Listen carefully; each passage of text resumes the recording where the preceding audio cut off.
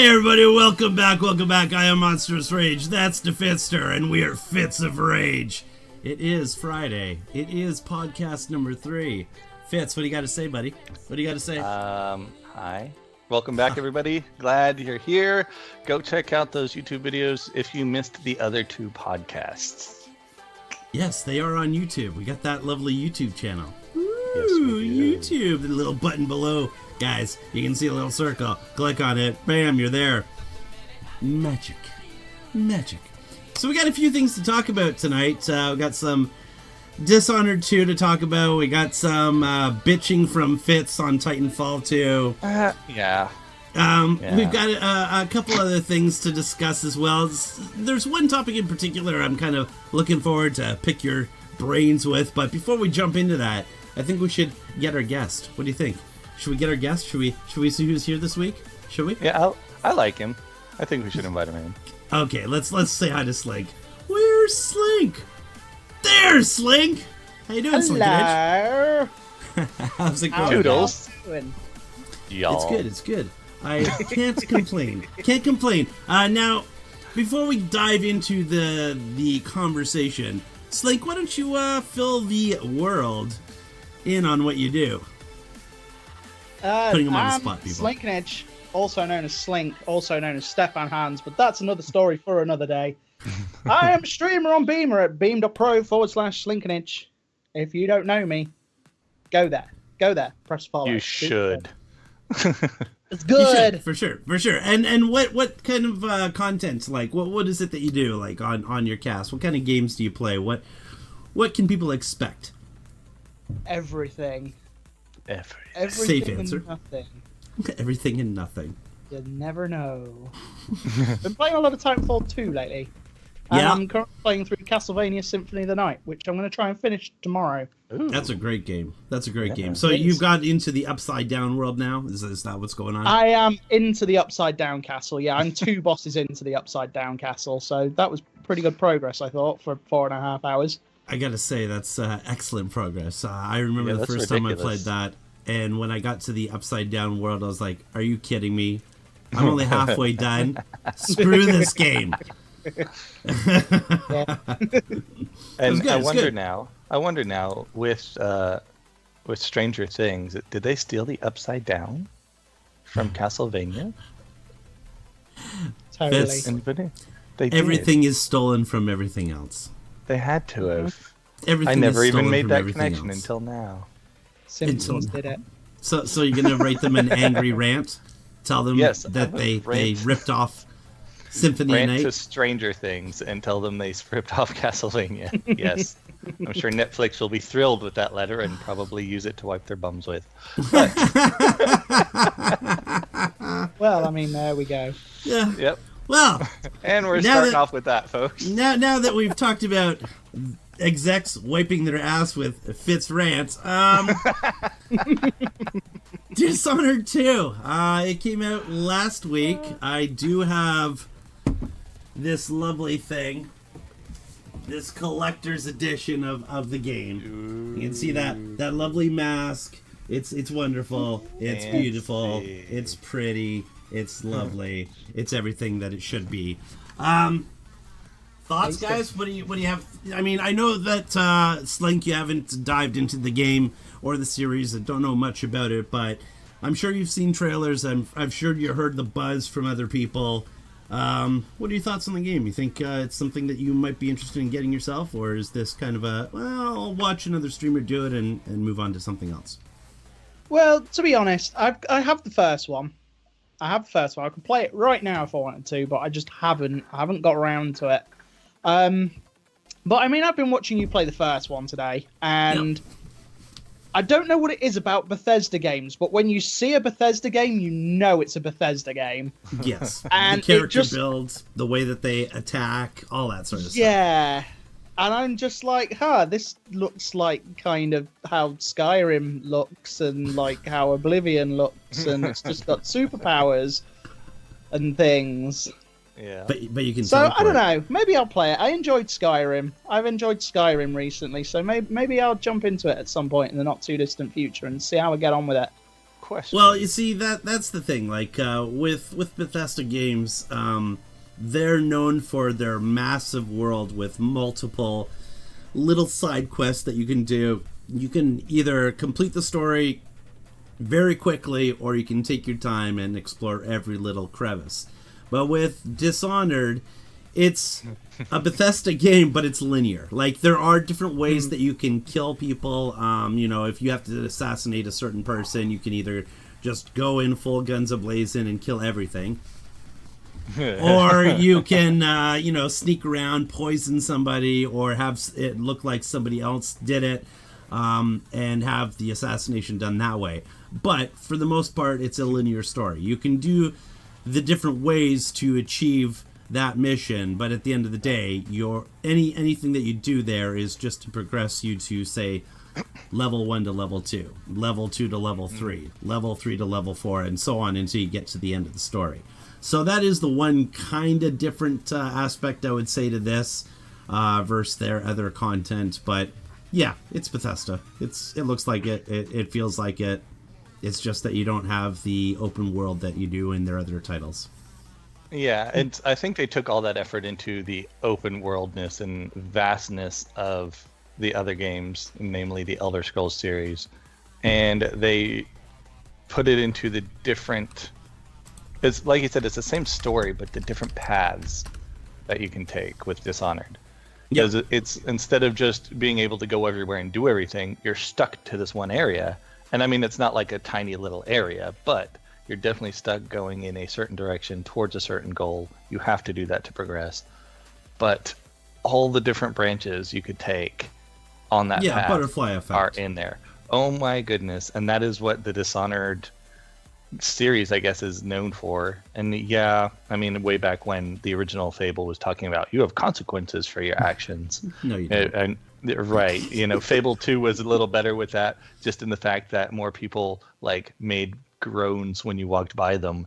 That's about it. Well, I'll give you a perfect example of what you're talking about. In the first Dishonored, which we're playing through on cast right now, I'm just a murdering killer. That's pretty much how I played it. Everything that can die dies. No witnesses, people. If you're gonna do the deed, make sure that it's done and you don't get caught. How do you make sure you don't get caught? Kill them all. But the problem with that is now I'm at a point in the game where they're going, well, there's these things called weepers, and they're the dead. And now these dead are hunting you and killing you because you killed them. And their friends, and their family, and their neighborhood. That's interesting. So if I didn't do that and I was stealthy, then I wouldn't have all these zombies running around right now trying to kill me. Yeah, even the rats in the game, which they've changed in Dishonored 2 to be more annoying because now they're blood flies. But the rats, they spread disease and they cause problems for you because you're trying to get places. And let's say if you went on that murdering spree, there'd be more dead bodies, there'd be more rats that spread the disease, which cause more dead bodies, which bring more rats. And you're like, well, rats aren't that big a deal. They are if you're trying to sneak somewhere. Like if you're going through a pipe, maybe there was one rat before. Now there's like 20 rats. So they go flooding out and the enemy knows that you're in the damn pipe. Where before they might have just seen one rat go by and like, oh, it's just a rat. And don't forget those super powerful rats. Those super powerful rats that can control the dead. And they have minions of rats in backpacks, and the dead are just coming in and whipping rats. It sucks. This game is very consequence heavy, and that's the point of it, and it's very, very interesting. I love it. That's what I really love about it. It's going to be fun to play through. I'm playing through 1 right now. I haven't dived into 2. I've seen some footage, but obviously I don't want to spoil it for myself as I'm going to play it. But the update in graphics alone look much better in the second one. But this first one, man, I've got no problems with it. I'm having a lot of fun. I'm dying a lot, but I'm having a lot of fun with it. I think that's part of the game is you die a lot. You're just gonna have to get used to it. No, that's just me. I was just gonna say. Yeah, Slink knows. Slink knows. That's poor skill, folks. I really would like to see Slink play through it. I mean, with his Splatoon skills, it must be amazing to sneak without having to throw down paint first. Oh, it's So going I to go would one really of love two to ways. see you play Dishonored, Slink, so you could. But you have to remember, in Dishonored, I won't have a bucket, and I so I know. therefore won't be Lord Slosher Bucket, and therefore that's all gonna go wrong. So what he's saying is there's going to be a lot of zombies running around in his game too. Yeah. I don't know. Like, the consequences for me aren't that dire, to be honest with you. So what? I you have to kill a remember? few zombies. No, but do you remember the first one? Like, I know you're playing it now, but do you remember how hard it gets later on if all you did was murder people? Well, I'm going to find out because that's all I'm doing. Okay. Yeah, but you don't have any point of reference. Like, I at least tried to sneak. Yeah, I had to kill some people. I got game over screens because I killed the maid. Exactly. That's, yeah. And I you wasn't kill- supposed you to kill the some- maid. Maid was This is- good, but I didn't like the way she looked at me, so... knife This to is the what I throat. like about the Dishonored 2, though, is you can kill civilians, sure. And Should. if there's a guard around, or other civilians, they'll be spooked, right? And that But- is the point that should be made, is that there's a lot of games out there where the friendly AI cannot be harmed no matter what you do to them. Oh no! But in this No. one, it was like two slices and she was on the floor bleeding to death. So, Everybody's fair game. Yeah. yeah. But I think if it's you're interesting cool that they with- allowed that. if you're cool with the AI, that's not your enemy, just the townsfolk. Although you're technically wanted, they don't care. They see you, they look at you. There's even a part in the very beginning of the game where there's a guy in a back alley smoking a cigarette leaning up against a dumpster, right? And you open a door, you can see him. You can look through the keyhole and see him and figure out, am I going to go bum rush him or just open the door? And you just open the door and he looks at you and he goes back to smoking a cigarette. He's just like, huh. After this announcement literally just came over a loudspeaker across the city saying how you're wanted. You know, he just doesn't give a shit. He's just like, okay, whatever. And you can go on past him. He doesn't set the guards on you. He doesn't tell them that you went a certain direction. He's just like, he's like a French person. He's smoking a cigarette, doesn't give a shit about the world. And That's on all the he- flip side of that, we just did a mission where I was supposed to go talk with this gang boss.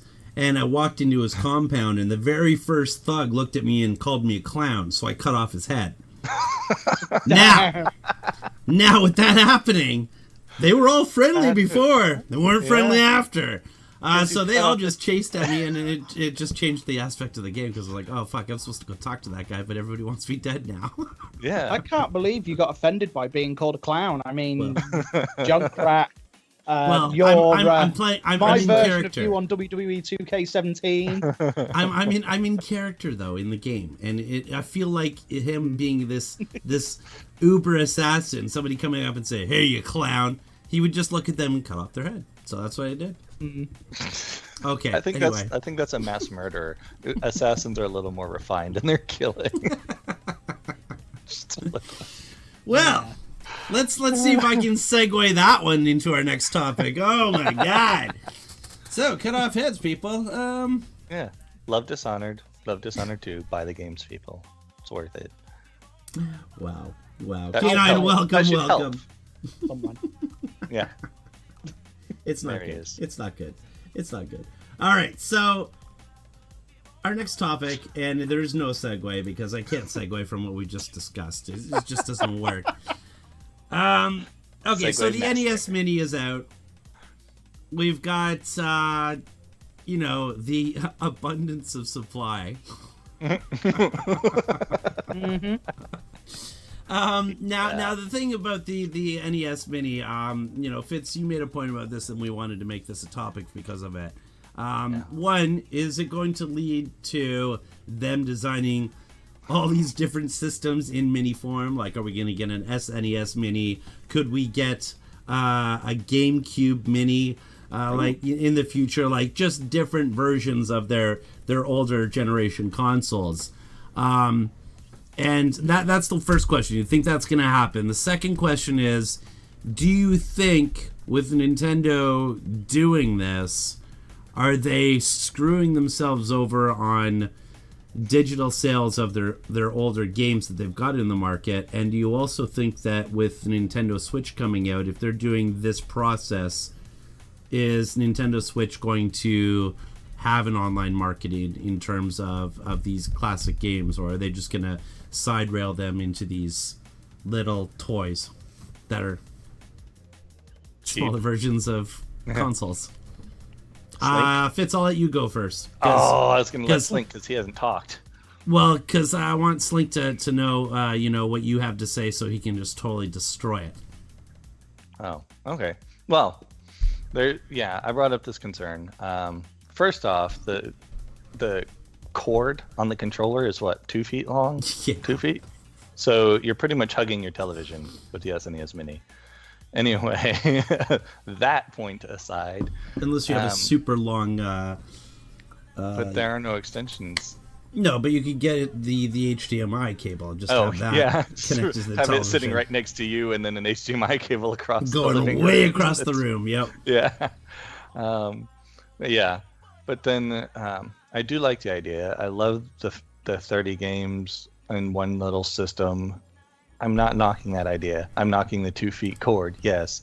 What my concern was that, as you mentioned, is the Switch not going to have digital? I mean, the Wii U had their little libraries, right? Their online store for Nintendo. Yep. You can buy retro games. There's a lot of retro games I own because of that. Exactly. But if they're putting out these systems with these retro games on them, it's hurting either market. The download is hurting the NES mini market, and the NES Mini is going to hurt the digital download market. They're going to impact each other in negative ways. So it didn't make sense that they did this to me. It did make sense to me that they did this, not they did this to me. Hey everyone, look who just hosted Monster! No, they did this. Nintendo said, let's fuck over Fitz. Screw you, Fitz. Yeah. But, yeah, it just doesn't make logical sense because, like I said, with that retro store, you can buy whatever you want. And then this mini comes out, and they're like, hey, guess what? All those games that we had in the store, now you can buy this hardware that does it. So I'm like, okay. I see your point. I see your point on that, because if you have one device that has practically, like, the list of 30 games, there's 25 of those games that are, like, when I was a kid, those were the games. Those were the games on Nintendo. Like, sure, they missed a couple, but for the most part, those are the games that you loved as a kid. Right. If you're somebody that's never played them before, then that little system is perfect. You get to experience some of the greatest games that the NES created on one little device. So, like you said, is that going to fuck over Nintendo in terms of their sales on online? Because if you spend $60 on this device, you've got 30 games. Or you can spend $4.99 or $7.99, depending on the title, in store. And if you times that by 30, that's way more money than this little handheld device. So they're losing out. Little console. Yeah. Well, it can be. It's tiny. Yeah. But no, that's the point. Is they're screwing themselves over. But I also thought about it. If they're doing this, why are they doing this? And they stopped production of the Wii U. The Wii's been out of production for a while now. So are they stopping this because the Switch is not going to have that digital store option? What do you think, Slink? I don't know. I mean, I've always looked at the Mini NES as being kind of like a collector's item, which I was sort of proved right when it came out, and there wasn't many of them about. You would get them on eBay for about $2,000 for a little while. Stupid. But then you've got people are nuts. Yeah, people are nuts. People are crazy. But now you've got like places like, I think it's Walmart in America, saying that they're guaranteeing stock like in every store next week. How can they when Nintendo doesn't guarantee stock? Well, this is the thing. So the thing is you say, all right, there's 30 games on this thing, and it's, how much is it over there? $60? $70? $60 Canadian, so 59 or $50 US for you, maybe 40. All right, so you've got these 30 games on there, and yeah, you're quite right. If you're buying these games separately on eStore, they're going to be double at least. Lots more. Yeah. But how many people are going to buy all 30 of those games on the eStore? No, that's a fair point. That's a fair point. Yes. Not everybody is going to buy all 30 of those games, but if someone buys this NES Mini, then they're going to have access to all those 30 games, and they might try them out. And, I mean, if they don't go ahead and do something like if they don't think to themselves, oh, this went well, let's do a mini SNES, at the very least, it gives people experience of old games that they might have not have otherwise had, because they looked on the eStore and gone, I'm not going to buy that. Yeah, but they'll have bought this because it looks awesome, and it's got your key games like Super Mario on there and stuff, but then it's got smaller games that not everybody's played. I mean, I haven't played an awful lot of NES games myself. I've played what I would call like the core games of the NES. I've played Zelda, I've played Mario, I've played Duck Hunt. So the mini NES for me, being at the price it is, would make me think, actually, you know what, I could get that and play all these games that I've never played before to get a feel of what it... Because I never had an NES as a kid. Yeah, I was born in that sort of like era, but I never had one as a kid because poor family, yada, yada, yada. But I wouldn't myself buy all of those games on the eStore, but I might buy that. So... But I also see this, that sort of mentality is like the cable package system, where you want buy 30. Exactly. You want this particular channel, but it's only in this special package that you have to pay for, and in that package comes like the potato channel, and you're like, I don't care. I don't give a shit about the potato channel. I just want my channel that I want, but I have to buy the potato channel to get what I want. But if you have the potato channel, you can find out how to make poutine. Yeah, you take French fries and you put gravy on it. Game over. Okay, you're right. We don't need the potato channel. But it is tasty. But the point is that you have to buy all these games, and some of them aren't going to be winners. Some of them you'd have zero interest in, and yeah, there are some that are decent games that probably weren't mainstream. I think. Icarus is on there. What the hell is... Yeah, whatever. With Pick. Kid Icarus. That's on there. Yeah, Kid Icarus. That's the one. I knew there's another word in there, but that's on there. That was a fun game that I played. Yeah, and I played that back then too. Right, I know it wasn't a mainstream game. It didn't take off like some of the other titles, and I'm glad that it's on there. But then there's also stuff... Is Pilot Wings on there? Or... No, Pilot Wings wasn't for no, NES. That was later. There was one of them... like. It wasn't Balloon Fight. Bubble Bobble. Yeah.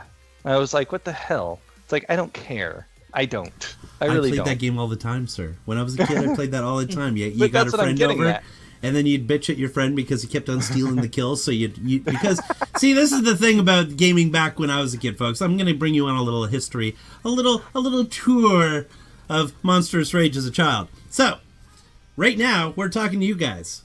There's Slink up there. There's Slink up there. There's Fitz, and here's me. Now, let's put in comparison what's going on here.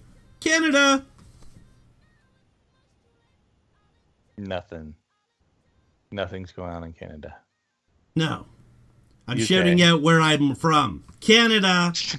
Yes, and then you pointed to Slink, and Slink's supposed to say England. There you go. The Brits are a little slow. Fitz! It's okay. It's tradition. And they don't Fitz! yell very much.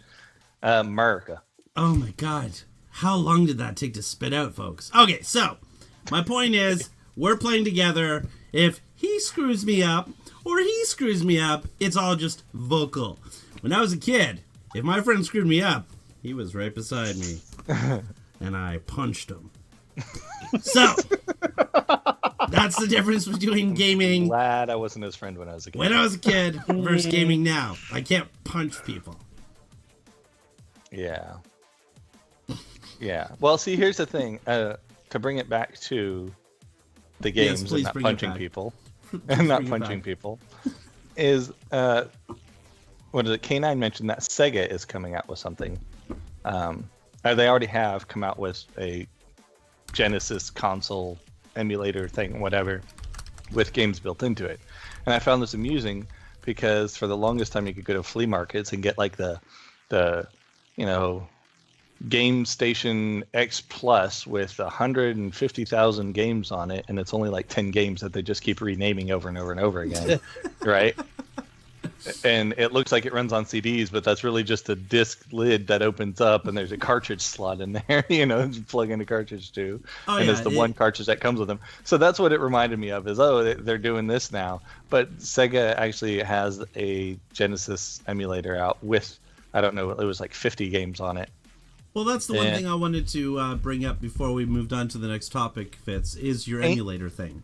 And Super Nintendo has the Super Game Boy or Super Boy, which has it's a handheld that takes Super Nintendo cartridges. Mm-hmm. So yeah, so I don't know if that's going to replace the NES Mini, or if that's their Super Game Boy or Super NES version, or what. And I don't know if they're doing this because Sega Genesis emulators, because it's actually from Sega, so whatever, emulating that you have all those games, I guess. I don't know what to call the Sega Genesis thing, but it's not the original. And is that what influenced Nintendo to do it, like Kanan brought up in chat there. So I liked the games on the Sega thing. They had Altered Beast and Eternal Champions and freaking comics, whatever it was. I don't even remember what it was, where you're jumping through comic book panels. I mean, Eternal Champions was awesome that I saw in there. Golden Axe 1, 2, and 3. Some really good games. Mortal Kombat 1, 2, and 3. Some really good games on that. And I'm like, man, Nintendo's really got to push hard. And Nintendo's doing that on their nostalgia. And everybody loves the originals like the Duck Hunt and the Mario. Some people even enjoy Excite Bike. I found that extremely annoying. But I'm sorry, folks. Let me just try and fix this for a moment. I didn't really want you guys to know that Fitz was a robot, but apparently his robot is showing up. So, so Fitz, let's try and keep the act that you're human. Okay. Okay. Sorry. So. Lighting issues, people. He's a robot. Lighting He's issues. a robot. This is why we do things at night normally, folks. But we are accommodating. Don't be sorry, Slink. We know you. Yep. We wanted you on the show, sir. There's no issue. Okay, but so the last thing I wanted to say is this: the emulator situation. For a streamer, I particularly enjoy that they've got these little mini consoles, because for licensing purposes, I can stream this. Whereas, if you're not a streamer, what's the purpose of spending $60 when you can just use an emulator on your computer? And you can get all of these plus 200 more and just have it. I feel like, as Slink said, it's a niche group, a group of either collectors or people like myself and like Slink that stream content to work around licensing. Well, we do own the game because here it is.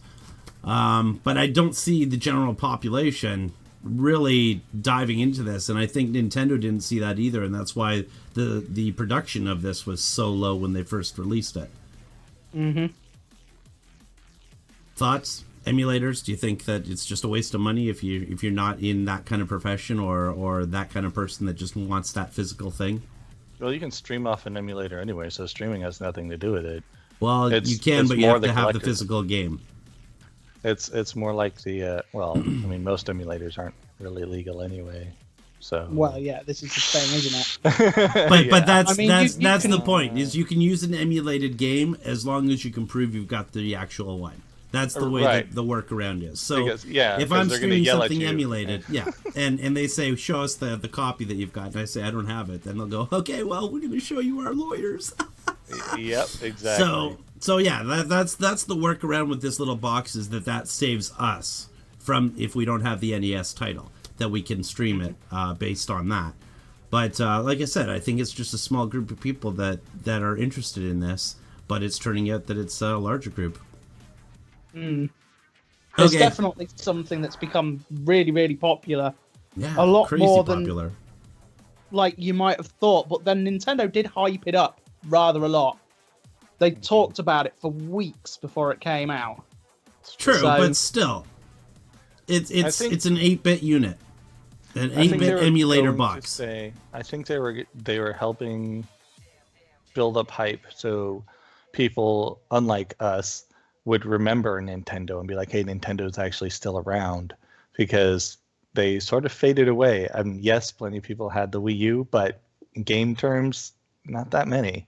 No. And I mean, that's not even a point of contention. That's everybody can look up the numbers. That's known that it didn't sell well. But the relevancy of Nintendo bringing it back just before the Switch, I think that had something to do with it. Hey, look at us, it's Nintendo. Remember how much you loved us? Yep. Instead of trying to build off the Switch and be like, yeah, this is in the same category as the Wii U. These are from the same people who made the Wii U. So I think it's a morale booster and an interest piquer and everything like that to get people back into remembering what Nintendo is. So I think that's what the big thing is, and I think Nintendo's being a little cheeky about it because they knew they were putting a limited amount out into the stores, and I think they knew that they were going to get sniped when they said, "Hey, we're not going to put up a large amount, but it'll be fine." I think they knew better. I think they knew better, and that's exactly the path they went. Is limited release for a reason. They wanted people to snipe it. They wanted to snatch it up and sniping it and putting it on eBay or something to get a higher price for it. Plenty of people do that, and they knew that if they put a limited release out, they would sell all the units because people would do that, and that just gives Nintendo the money that they asked for the unit. So it doesn't hurt Nintendo in any way. It just bolsters them, and I think is more of a slightly slick business move on their part.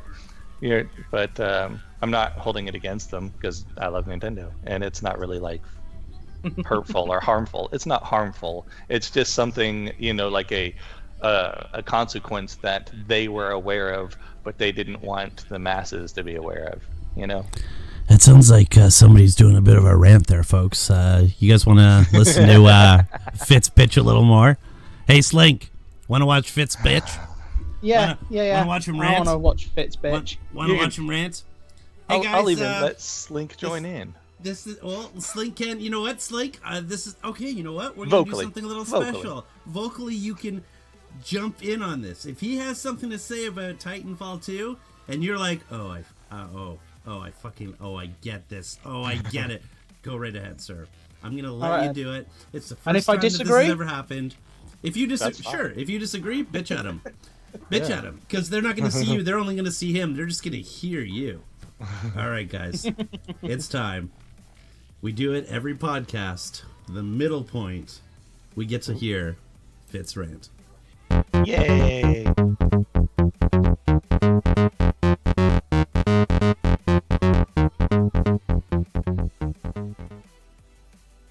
All right. So as he mentioned, it was Titanfall 2. And I know Slink has some strong feelings for this game, and he's been playing it a lot recently. So, it's a great game. So I'm letting him chime in as well on this particular rant. My rant in particular isn't about the game. I'm enjoying it. It's more about the players. And yes, there are very skilled people playing this game. That's what I'm going to get to later. But first, there seems to be an element of luck in the game as well, where somebody's shooting at something else and hits you, or you just happen to turn the wrong corner and somebody's right there and they just got there and they get the drop on you. There's a lot of dying in this game, and I'd say at least a third of it is just out of bad luck. 2/3, sure, I'll give it to the people. A third of it is just bad luck on my part, being in the wrong place of the map, the wrong time, turning the wrong corner, or somebody's being in splash damage range of an attack that they were using on somebody else. So that's about the luck aspect of it. Now, as far as the skilled players and the players that I have issues with, is Titanfall was considered, it was a lot of hype in the launch because it was like Mech Warriors, but you could run around as a pilot this time, and Mech Warriors was a hugely successful computer game series over years and years. So it was very cool to see this, but the pilot aspect changed it all up. So it was nothing like actual Mech Warriors was. And it was just insane. Yeah, there was limitations on it, but it was insane because there was a lot of people who dropped the game early, but there's this core group. And it wasn't just a core group that really enjoyed the game. These people are like bloodthirsty psychopath Titanfall players. They're like, they have nothing else going on, and they're like, I'm gonna kill everybody. And they're like, yeah, take that. I just sniped you from across the map because I know every angle. You know, and you're like, calm down, breathe, go outside, relearn what the sun is. But it seemed like those people, the Titanfall people, have moved over to Titanfall 2. Now, Titanfall 2 has been out long enough to where a lot of the people didn't get to play Titanfall and saw Titanfall 2 and said, hey, this is really cool, really interesting, let me try it out. There's people like me who did play Titanfall, was not one of the psychopaths, left it, and then Titanfall 2 came out, and it's a lot more interesting. There's more mechs, the loadout thing is cooler, even just the customization is a nice little touch to your mechs and your camo. And things like the exploding ninja stars and the sonar throwing knife, you know, those are cool things. I enjoy the game. But there are people in that game who are flying across the map, making sure that they kill at least everybody once. And, you know, of course, they're BMing across the map. They're teabagging you when they kill you if they have the time. Otherwise, they're going around and you know, sniping somebody else. And they take it extremely seriously. It's right after the game came out, me and Monster played it, and there were people already pro level at it. And it was insane. It was ridiculous. And calm down, people. It's a game. Jesus. So, yes, I enjoy the game. I enjoy the campaign mode because I don't have to deal with the dicks. But the multiplayer is enjoyable if I can take more than 3 steps and don't die. You literally paste any other FPS shooter into that rant and have that rant be about that shooter, and it wouldn't make a difference. No, because there's some FPSs that have had a constant stream of people in them. But yes, there are tryhards in every single game. It just seems that the Titanfall ones are insane. Like, I've played Battlefields, I've played Call of Duties. I haven't enjoyed them, but I've tried them for friends. And yeah, there's people who think they're hot stuff, but those people seem more like the subdued professional. Even though they may not be a professional gamer, they're like, yeah, I know I'm good. And then they move on. The people in Titanfall are like, ha ha, fuck you. I just, you know, injected 8 monsters into my veins and, you know, my eyeballs are exploding. Yeah, it's just insane. And you're just like, oh my God, people, calm the fuck down. Sorry. Bad word. Oh my God. So yes, I enjoy the Titanfall game.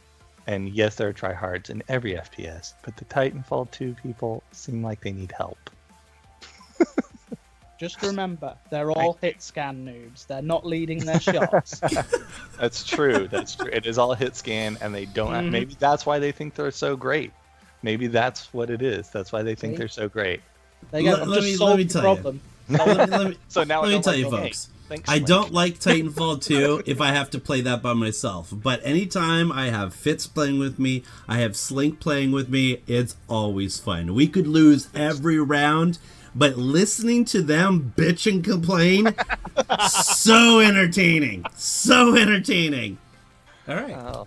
Go watch my previous Titanfall 2 stream. You'll see exactly what he's talking about. Yeah, it was like a build-up. It was like he had a salt truck. He started out with a salt shaker. He was like, salt, no, fuck it, dump it. Ended up in the mines. And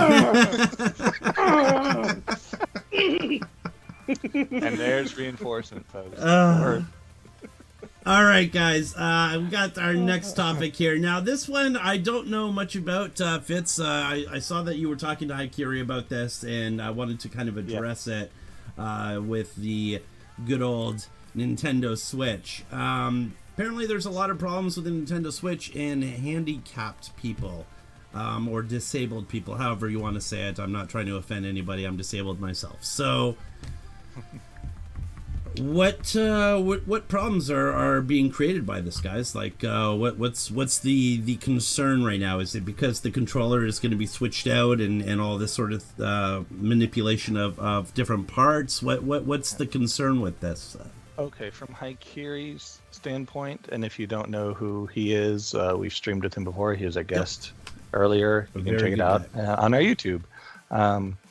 but he is like a freaking master at WWE games. I don't know how many he's played, but he is insanely good at them. Yep. And he plays on the Xbox, right? Like what level is he, or what ranking is he? I think his top record right now is 170 wins online without a loss. So massively world record. Level. Yeah. Mm-hmm. Yeah, so if you're unfamiliar, that's insanely good, right? Now, and what disease does Haikiri have? It's MS, right? It's MS, yeah, but he's fully. I mean, I guess he's cognitive. At the most advanced stage of it. He's bound to a wheelchair, and he does have a nurse that comes and sees him or works with him every day. It doesn't change his personality. The guy's a great guy. Cognitive. He's there fully, and he's hilarious. Yeah, so. It's just his physical body is failed him, and he's working within his means, and that's basically what it boils down to. And with that debilitating, and it is absolutely debilitating disease, he still manages to be at world record level. Not even exaggerating. World record level. Amazing game. So that's on the Xbox, right?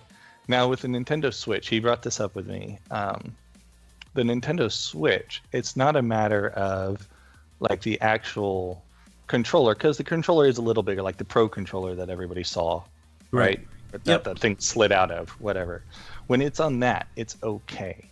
But the problem is that doesn't come with the base set, as far as we know. There's like a $250 price and a $300 price. Maybe the $300 price has it in there. But the tiny little controllers, the Joy controllers or Joy-Cons, are not going to be effective for him. He will not be able to handle those things. No, he can't use those, though. No, not at all. At all. And that's the problem. Can't switch it out. How's he gonna pick it up and put it in the thing? It's just gonna be sitting in the dock the whole time, maybe on the Pro controller, and he'll be okay. But then he can't do like the multiplayer stuff with people or anything like that, because he has to take it out and use those tiny little controllers. So it's not like a world-ending concern. No, but it is something that Nintendo should be aware of. Exactly. There's plenty of people in the world that have this. Right, exactly. So his issue was those Joy-Cons, some of the options that so far we know Nintendo Switch has. It's going to make it difficult for people like him. And I don't know if fiance, if they're not married yet, wife? Yep. Okay. That's full wife, because I think that they're at that point. It's a done deal. Yeah, it's a done deal. But I don't know if she games as well. I know she comments on she his streams game. as well. So both of them have MS. Both of them have problems, and both of them. That's at least two people that I know that can't take full advantage of this new great system. And it is a point to bring up, because through the course of ages with all the consoles that are out, every console, I guess aside from the Wii and I guess the Nintendo 64. The Nintendo 64 with the center. What they call it, the what is it? The Rumble Pack? No, the Rumble Pack. What was it called? I don't know. What are you talking about? Yeah, Poseidon's weapon. Poseidon's weapon. What is it? Trident. That's it. The Trident controller. That's what I was looking for. Oh, I couldn't get it out. Thank you. But yeah, aside from that, all controllers have been pretty much the same. I mean, you got your PlayStation 4 is no different in terms of button layout as your Xbox One, as your Wii U Pro controller. Like they all have similar button setups. So it's a really good point to bring up, because if they're going to be changing that, are other companies going to follow suit if this becomes successful? And is that screwing over people? Right, exactly. And the reason why they all look like they do now is ergonomics, because it's the best way to play games without getting carpal tunnel or blisters or just hurting yourself playing these other controllers. And Xbox, yes, the giant, massive, insane first Xbox controllers, which I used to have one around, but the wife made me get rid of it. You mean the I thought it was amazing. Oh my god, that was like that big, like literally Not even kidding. Well, it's because of branding. They needed that big, huge Xbox in the center. What it was they made computers and they didn't know how to make a controller, so they made like the smallest motherboard that they could, and put it in a controller. And I'm not even exaggerating. That's what happened. But the actual grips, not just the size of it, but the actual handles and everything, were ergonomically designed, and it took off. And Sony had the DualShock controllers, and they're like, oh, hey, look, two little things to hold on to, the round parts, and then the buttons on top. That was the PlayStation controller. And PlayStation has taken their iconic DualShock and sort of morphed it more towards the Xbox ergonomic, and the Xbox ergonomic has definitely shrunk down in size and molded itself and has come back. So they're all sort of merging. And like you said with the Pro controllers, they're like, hey, that's a great design. It's very comfortable. Everybody can access everything easily. And so that's why it is the way it is. So yeah, changing that up changes it even for non-handicapped people to get used to, because it's going to be something different, even different from the Wii U. Well, I hated because the there's Wii not as many buttons because of the on it. nunchuck and stuff. I hated that system because of that. Right. So, I mean, everybody loved the motion control, but like you said, you hated that. So not only is there going to be a new change in control for everybody, but this new change in control is going to exclude some people like Hakiri and his wife. So I don't know. I don't know how Nintendo's going to get around that. Slink, what do you think?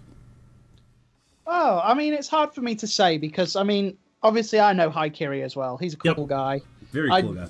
I still want Hakiri versus Xavier to happen, unless it's already happened and I haven't. It hasn't happened yet. Hasn't happened yet. He's still trying to make it happen. Hey everyone! Look who just hosted Monster. I look at anyone like Hakiri and I admire him. I admire him greatly because of how he is, and he's such an entertaining guy, and everything he has to put up with. I can't even begin to imagine how that is. Yeah. Like I can look at him and even like when you say about the Xbox controllers and things being so great, I look at him and I think to myself, I don't understand how he can use an Xbox controller, but clearly he can because he's so amazing at WWE 2K. I know, it blows my mind. But that's the thing, is that he's obviously adapted to that, but if this is a situation where he has to hold them physically in each hand, he's screwed. But it could be interesting to... I mean, I don't know. I haven't spoken to Hakiri for some time, so I haven't spoken to him since before the Switch announcement, so perhaps I need to go catch up with him.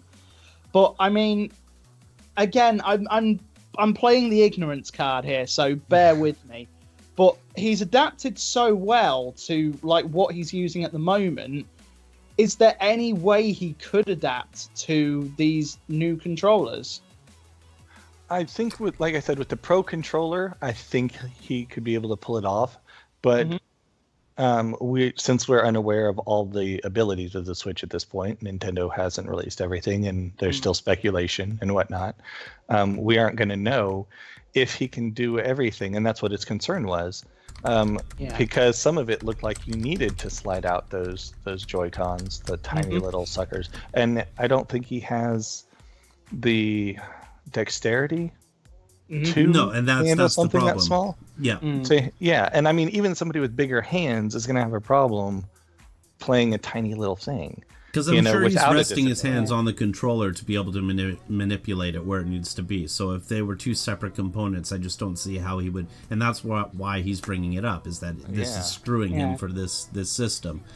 Now, does that mean that every game out there is going to need the ability to use those, or can he use the Pro controller for everything? If that's a situation, then he has to spend the extra $50 that other people don't have to spend to be able to play it. But again, that should be something taken into consideration for Nintendo. If there's a lot of people out there that just have to buy that controller because they can't do it any other way, maybe Nintendo should have some sort of allowance for those kind of people, whether there's a hotline or something that they can call and say, this is what's going on. Please send me a free controller. I just thought of this. Yeah, let's start something. Let's contact Nintendo. Ask them politely. Be nice about it. Nintendo's a great company, very friendly people throughout history. It's been a great company. But be polite, but bring this up. Mention this. If you don't know who Hakiri is, again, go watch our YouTube channel. One of the first videos we had, if not the first. But we did what we could, and you'll see him, and you'll get to know him, and there's contact information for him, and let him know, and let Nintendo know, and be like, hey, what are you gonna do? What is there something you guys can do for this? Do you want to be in contact and see what's going on? And who knows, nothing may come of it, but at least we tried. Yep. I'd like to think that Nintendo could come out with something, because I've got the original 3DS, still not the XL, not the new 3DS, the original 3DS. And there are certain games that I cannot play for more than 15 minutes. Mario Kart 7 being one of them, because it makes my hands hurt.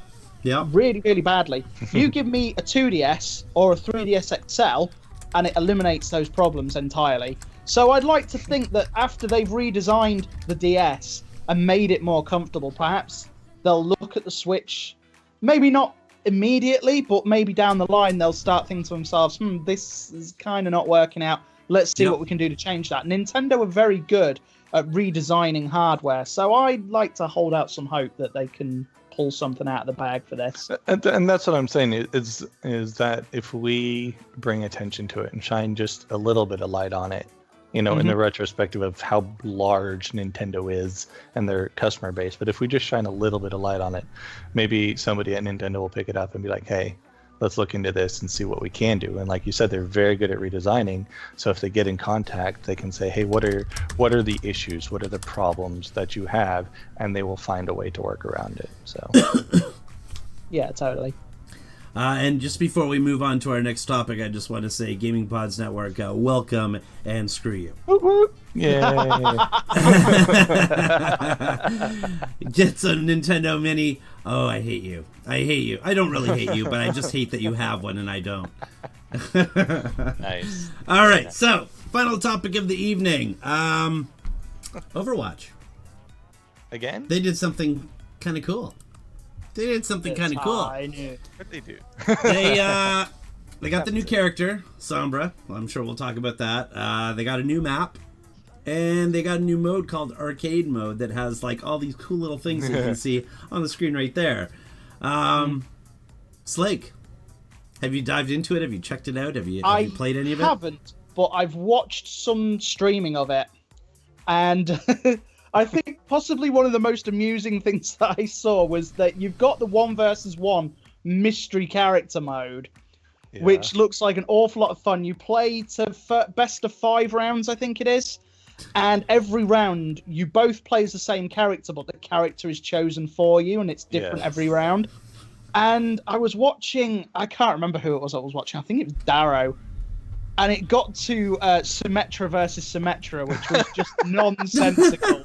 1 versus 1 Symmetra, both setting up defenses on their side of the map, and then trying to snipe each other with projectiles moving at about 2 miles an hour. Was just, it was comical. It was funny to watch. I'm sure they did not enjoy playing that round. But that's what I really like about Overwatch in general, is that as shooters go, it really doesn't take itself seriously, and it prides itself on being a bit mad and a bit crazy. And I really like Overwatch because of that. It has a competitive mode, but I don't feel the need to ever play that game in a competitive manner. I'm the same way. I don't care about competitive mode on that. I just go in, have my 6-minute matches, jump into another match. 6-minute match, jump into another match. And that's what I love about it, is that it's just constant cycling. Literally. Yeah. But I will say, the Sombra character, well, I finally prestiged with Junkrat, and I was always looking for that next character to just screw people over, and Sombra came about. Oh, dude. Anyway, she has just a gun. That's it. Just a gun, but she has grenades. And what do these grenades do? Well, I see a whole bunch of people shooting my team over there, so I'm going to whip this grenade right behind them, push a button, hey guys, and gun them all down. I love the teleport. The game is called a translocator, so it's not a grenade. It's a grenade. You throw it and you get there. And you explode out of it. That's awesome. So good. So good. And so for me, I love that. And the other thing is the invisibility. She goes invisible and speed bonus is like double. Mm-hmm. Oh, she's going to be a menace. She's going to be my next character to play. I'm going to get as good with her as I am with Junkrat. She'll get nerfed. So, yeah. Damn it. Yeah, the hack time's going to come down to like 30 seconds instead of a minute on those health packs. But oh yeah, I forgot about that. Hacking too.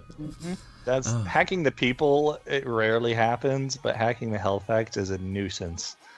Now, my thoughts on this whole new thing. Yeah, they think it's ridiculous. They don't take themselves seriously, which is good. But they're also starting Overwatch League, which instead of just being a pro gamer going to these tournaments, you actually have a job. It's a career with benefits. And I thought that was the strangest thing, and I'm interested to see how that turns out. But I just bought my last house with my Junkrat play. But the funny thing is as you mentioned, Sombra being great. I had so much fun today. I went through all the new arcade modes and everything. But what I found out is, everybody's like, Sombra's OP because of the hacking the health packs and invisibility. But she can't do anything while invisible. She can move, which is great for flanking, right? You don't see a little tracer blink or a black cloud from a Reaper teleport. She just flanks, right? Yep.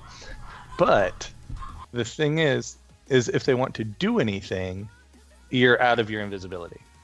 So hacking is a problem when you're going up against a Symmetra, because also if you get hit, you get out of invisibility, right? Yep. So if you're in a fight with somebody who can't really aim, you go in invisible, you can get out of there without, taking your chances of not getting hit. With Symmetra's auto lock, you're always getting hit. But you put instead of doing the defense microwave, where there's one room with all your turrets in it, or you put them in choke points like the typical Symmetra places, just put one or two up by a health pack, and she can't hack when she gets damaged. So she's invisible. She wants to hack that health pack. She becomes visible. She's stuck in the hack thing. She gets hit by the turrets. She has Why to are you take telling the turret people how out. to kill me? Yeah, and yet she already knows you're there. Or with Winston, when he jumps, he lands and does area of effect damage when he lands. So if you're close to her, which may or may not happen, but it'll knock her out of invisibility. And then the lightning will stick on her and she can't go invisible again. Okay, so let's flip that. But I'm just saying, I'm just saying all these people are saying that she's OP because she can go invisible. I'm like, no, there are plenty of ways around it. Even Junkrat just spamming grenades. The invisibleness is not my key point with her. My key point is that teleportation, because all I do is when I'm playing her, say Fitz, you're on the other side of the street, and you're firing at me, but I've thrown my teleport behind you. So I'm shooting at you, and then I instantly teleport, and as soon as I teleport, I shoot another teleport right back where I was. So you're turning around, I'm shooting you, and then bam, I teleport back to my original spot and kill you. But all you're doing is this. Cooldown. Where the hell is he? Where the hell is he? There's a 6-second cooldown, so you have 6 seconds of standing there before you can throw that. Yeah, but that's 6 seconds of you turning around to find out where I am while I'm shooting you. And that's the point. And the translocator is visible. It is non-destructible. But another fun thing people are doing is throwing Junkrat traps down on the translocator. Yeah, they throw the Junkrat trap, throw the mine, and just wait for it, because it's either going to be she's there in 15 seconds or it's not, and then you just throw another Junkrat trap down and another mine. You didn't lose anything. But so she translocates. She's in a battle. She's like, oh crap, I need to get out of there. Teleports or translocates into a Junkrat trap and can die from the Junkrat trap. Or if they set the mine there, into the trap, and then the mine blows up and she's dead. So yeah, you can see the translocator. It's not hidden like Junkrat's trap. It's not as noisy or anything like the teleporter from Symmetra. It's smaller, but it is noticeable, and it is there, and it gives off a little light. So yeah, there's plenty of ways, even with the transporting, to deal with her. The hacking, the invisibility, you can't. She is invisible. But the biggest thing I think that is a bonus for her is her opportunist passive. It's called opportunist, where if anybody's lower than 50% health, she can see them through the walls. Yeah. She can see everybody on the other side of the map. It doesn't matter. She can see you through the walls if you're 50%. And I think that's another thing that's going to get nerfed is that the health thing might go down to like 33% instead of 50%. I'm so not cool with all these things that you're talking about. Those are don't listen to Fitz. He has no idea what he's talking about. He's these nerfs are not making speculation, sense. of course. These nerfs are speculation, of course, but those are my thoughts on Sombra. Yeah, she is fun to play. She's fun to toss around and just screw around with. She is a great flanker if you're good at playing those positions. If you're good at Tracer, if you're good at Reaper, you're used to getting behind the enemy lines and then, doing damage that way, coming up behind them. She is the person to use for that now. But she doesn't do as much damage as Tracer, and she doesn't do as much damage as Reaper. And Reaper has his Ghost Walk, but he also does self-heal when he kills, where she doesn't have any of that. She can translocate out of that, but that's only 15 seconds. So you really got to get in the fight, and it has to be, used before that 15 seconds is up, or you're just stuck where you are. So, yeah, she's fun. I enjoy her. She's good if you're a flanker player, but otherwise, I don't know. The hacking is probably the biggest thing, and those health packs. But the gameplay, the new gameplay is a ton of fun. I love the all brawls because, as we mentioned before, we started streaming. You'll be playing a game and it'll be like defending Hanamura, all tanks, and then the next level you're on freaking Volskaya and it's Farah and Mercy, and then the next one you're in Numbani with we're all soldiers now. You're like, what the hell is going on? It's hilarious. I love it. It's so are you much happy, guys, that this is continuing on? Because they've been doing this as a trend. Every 3 months or so, they pop in some sort of new cycle of something to change it up. I mean, they maybe not 3 months since Halloween, but they did the Halloween thing. They did the Summer Olympics thing. They're doing this now. I have a feeling that we're probably going to see some sort of holiday thing coming out in December. probably. Do you guys, as a last comment, do you guys feel like that is definitely an improvement on Overwatch, or is this them trying to make it sustainable? Oh, absolutely. I mean, the new game modes, especially where you get given your character, you don't choose your own character. I think for me, that is only really all right with 2 characters. I think it gives me an opportunity, if I was playing it, to play characters that I'm not comfortable with against people who are also not necessarily comfortable with that character. And I think, if anything, it means that you can try and get better with characters that you might otherwise never even look at. I mean, I've still got about 10 characters I have 0 minutes with in Overwatch because I look at how they work and I'm just like, nah, I'm not gonna do that. Yep. That's not gonna be a good thing. So yeah, I think it's a really good thing, and I think it's a good way of, especially people who might have picked up the game and dropped it. It's something to pick back up again, and you could find something out about yourself with a character that could reinvigorate the entire game for yourself. So I think it's I think it's definitely a plus. Yep. It's enough. Definitely. I think I agree with Slink on this. I think it's a good thing all the way around. I think it's great for people coming back to it, say, hey, they finally added something to it. Because as fun as Overwatch was, we've mentioned this before, it is very limited, or it was very limited when it first came out and what it had. So adding these new aspects to it, how they changed it up, I think is incredible. I think it's nothing but positive, and I think they made the right move for sure. And I will add one thing on top of everything that you guys have said, because I completely agree with everything that you guys have brought up. The last thing that is the most impressive to me is it's free. Yeah. It doesn't cost a cent. There's plenty of opportunity for them to gouge people on this. Have like a $4.99 downloadable content add-on and make that quick money, but they choose not to. And I think it's really a smart move on their part, because it is drawing a new crowd in. It's keeping the crowd that's been there from the beginning. involved, and it's not costing you anything other than the price of the game itself. Mm-hmm. So, yeah, it's good. That's smart on their part, for sure. All right, guys, before we go, it is now time for shameless self-promotion.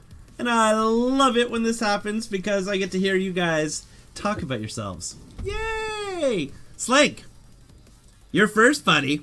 And for all those out there that don't know who he is, there's Slink right there. There's a Slink right there. He's a strange British guy who likes to play squids that throw paint on things. I haven't played squids for a very long time. know. Hey, It has been a while.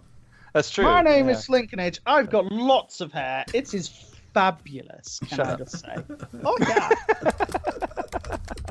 I have more hair than these two down Combined. there know what to do with. Combined. However, I'm a streamer. I stream on beam.pro /Slinkonage. I play games. Lots of games. Sometimes different games. Sometimes the same game. Depends what I'm up to. But I don't have a single game that I play. So if you like games, come and watch me play games, and you can watch me mine them salt mines. Playing Titanfall. Hate the face. Not in the face. Ow my face. And so on and so forth. And if you're really into that, I'm your guy. There's a reason why Slink is part of Miracle Link, folks. There's a reason. Yes. You can also find him on Twitter, Facebook. You can put all the links there if you want, sir. Well, Fitz does his Slinkonage little on Twitter. ramble. Miracle Link on Facebook. You know what it is. Y'all know what it is. Make sure you go there and follow, guys. Give him support, because Slink is, like I said, a team member on Miracle Link. He does a lot of good stuff on his cast, a lot of fun, a lot of entertainment. And you know what? I'm crazy. He's crazy in a different way. He also has split personality disorder, self-induced. Oh, So yeah. see that come out every once in a while. Yeah. He's a fun guy to There it watch. is. Do not release Stefan. Yeah. I told you, folks. I Wait, told you. later. Until you bring it up later. Yep. You guys know the spiel. You guys are already here, so you know where to watch us on Beam every Friday now. And check us out on YouTube. The link's somewhere around here. I think down below. I'm Yep, sure. right below us. You see a little button there. Just click on that. You'll be right there, sir. Go over there, Right watch there. all our early videos that we tried out and figuring out how to make things work, and audio issues and video issues, and they're all, almost all of them are atrocious. But It's fantastic. That So was the early. unprofessional. it absolutely was amazing. Follow us, watch our learning process. We've gotten better, and the last two that went up were decent videos, and this one's going to be along that list of the good videos as well. So just like us up, hit us up. Once we get to 100 subscribers, we're already partnered with YouTube and monetized. We've been approved for monetization already.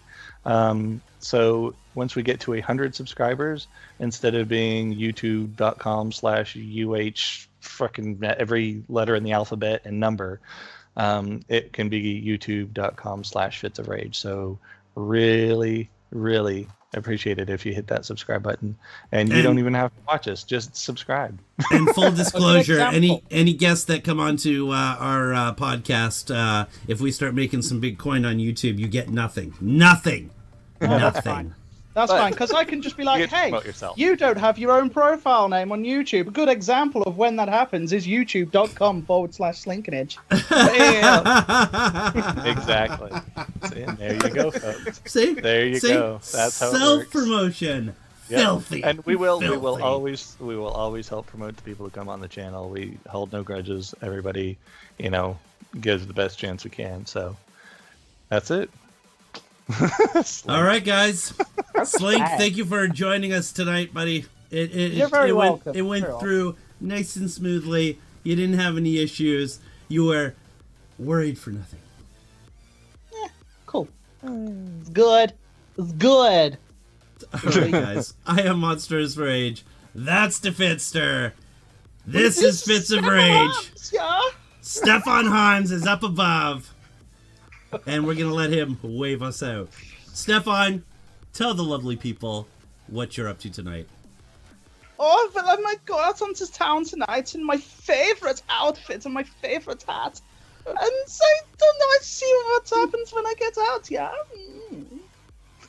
Have a good one, everybody.